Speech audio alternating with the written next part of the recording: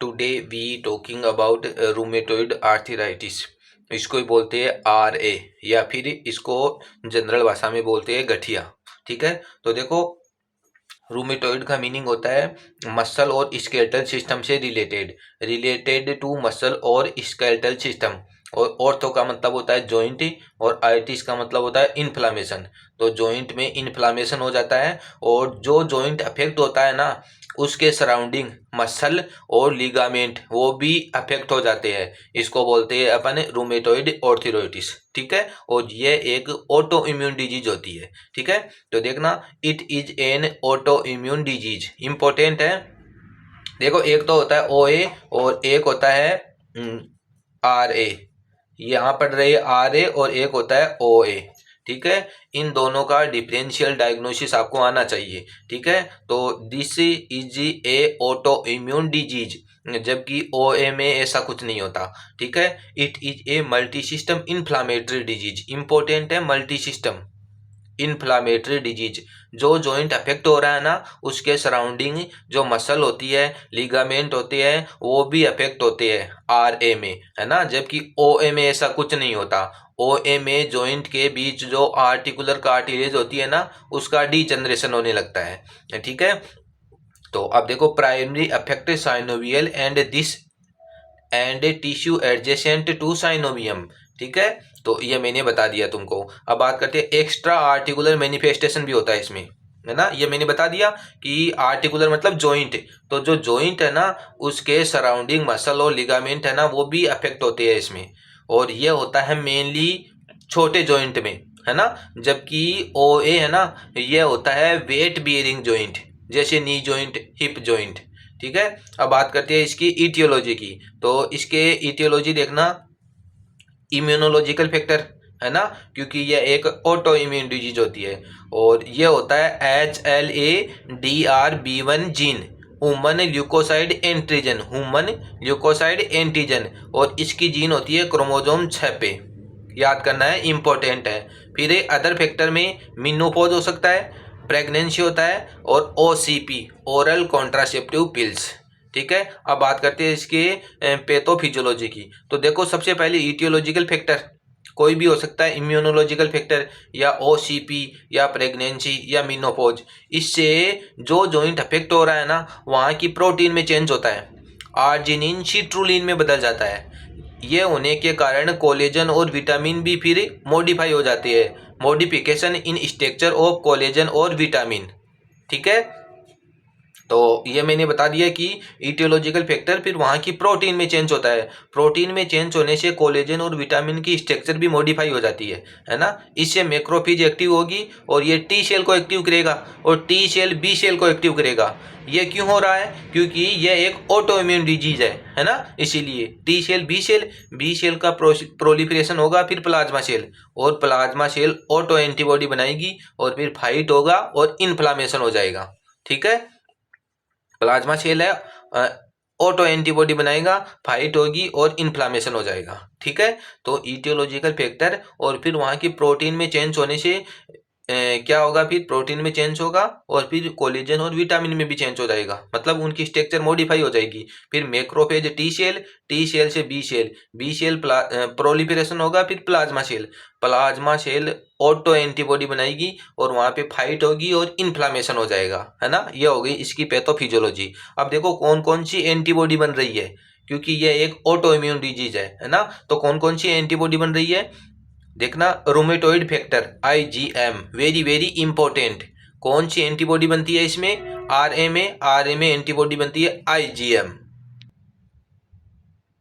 Okay, तो कौन सी antibody बनती है? Rheumatoid factor IgM, very very important. देखो इसके आधार पर अपन DD करेंगे, डिफरेंशियल डायग्नोसिस, कि OA है या OA है या फिर RA में अगर RA होगा रूमेटॉइड आर्थराइटिस तो ये फैक्टर मिलेगा अपन को, है ना, रूमेटॉइड फैक्टर। अगर OA होगा ना, OA में ओनली अपन एक्सरे कराती है, एक्सरे के आधार पर पता कर सकते हैं कि OA है या RA है। ठीक है, अब दूसरी protein NTCCP, anti cyclic citrulline protein, क्योंकि इसमें आर्जिनिन सिट्रुलिन में बदल रहा है, इसलिए सिट्रुलिन प्रोटीन। तो NTCCP और रूमेटॉइड फैक्टर इंपॉर्टेंट है, ये एंटीबॉडी बन रही है। अगर ये प्रेजेंट होगी तो तुरंत पता लग जाएगा कि RA है, नहीं तो फिर OA है। OA में देखो एक्सरे के आधार पर OA का अपन पता लगा सकते हैं, क्योंकि OA में क्या होता है कि जॉइंट के बीच में जो आर्टिकुलर कार्टिलेज होती है ना, उसका डीजनरेशन होने लगता है और फिर जॉइंट के बीच का गैप कम हो जाता है, इसीलिए एक्सरे में अपन को तुरंत पता लग जाएगा। ठीक है, जबकि रूमेटॉइड ऑर्थराइटिस में ऐसा कुछ नहीं होता है ना। इसमें अपन को ये पता लगता है कि रूमेटॉइड फैक्टर है या NTCCP, anti cyclic citrulline protein है ना। तो ये हो गई इंपॉर्टेंट है, ये एंटीबॉडी याद करनी है तुम्हें कि रूमेटॉइड फैक्टर IgM और NTCCP, anti cyclic citrulline protein.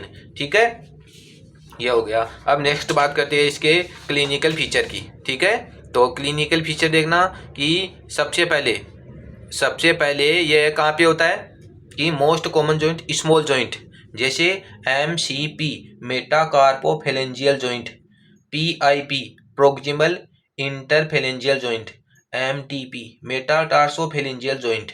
ठीक है, स्मॉल जॉइंट में होता है, जबकि RA होता है स्मॉल जॉइंट में, और OA ऑस्टियोआर्थराइटिस ये कहाँ पे होता है, ये होता है मेनली वेट बियरिंग जॉइंट, जैसे नी जॉइंट, हिप जॉइंट, है ना, ये याद करना है तुम्हें।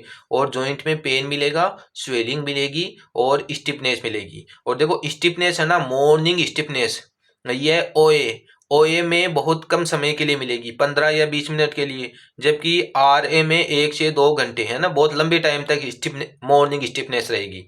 ठीक है, और अब ये याद करना है तुम्हें, स्वान नेक डिफॉर्मिटी, बटन होल डिफॉर्मिटी और कोक अप टॉय डिफॉर्मिटी, तीनों याद करनी है। किससे रिलेटेड होती है ये होती है RA, रूमेटॉइड ऑर्थराइटिस।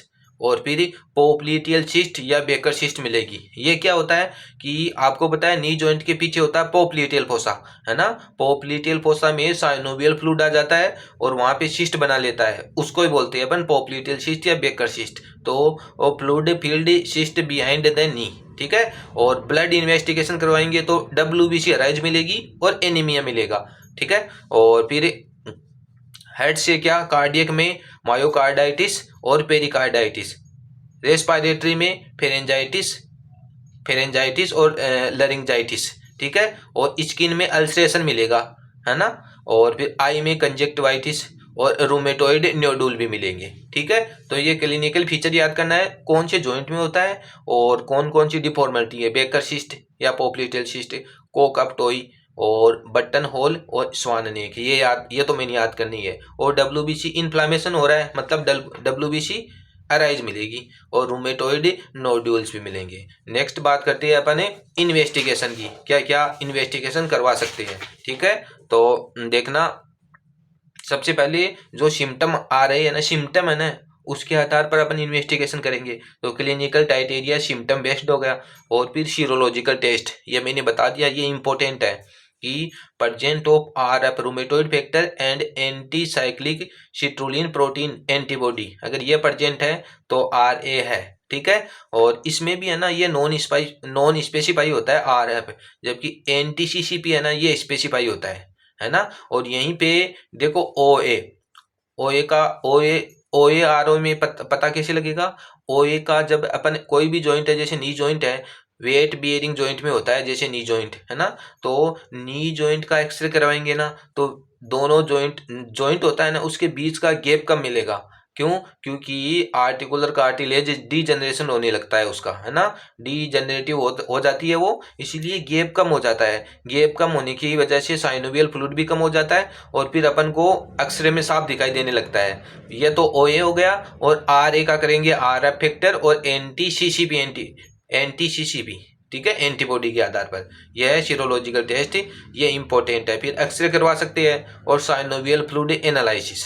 ठीक है, फिर ट्रीटमेंट की बात करें तो ये भी इंपॉर्टेंट है। ट्रीटमेंट में DMARD इंपॉर्टेंट है, याद करना है, DMARD, disease modifying anti rheumatic drugs, है ना, disease modifying anti rheumatic drugs, DMARD।